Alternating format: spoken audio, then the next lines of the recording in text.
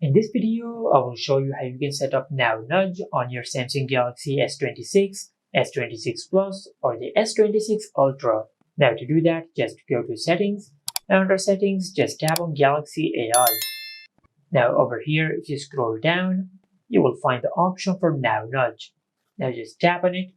Now if this toggle is turned off, just turn it on from here.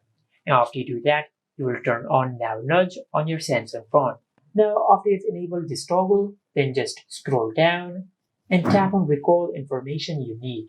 And just scroll down a bit more, then tap on Manage Personal Data. Now just verify your identity. After you do that, you will be able to add more information about yourself so that Now Nudge could give you better recommendations.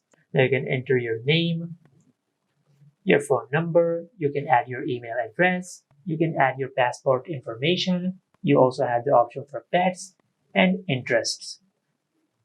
And after you give all these informations to Now Nudge, it will be more accurate while giving you suggestions. Now, after you've done that, now just go back to the Now Nudge page and scroll down to the bottom of the page. Now over here under Personal Data, you will find the option for Personal Data Intelligence. Now just tap on it. And over here, just make sure that this option is turned on. After you turn on this option, then just scroll down and make sure that the option for Now Nudge is enabled. After that, just tap on Data to Use. And from here, just enable the toggle for the data you want Now Nudge to access.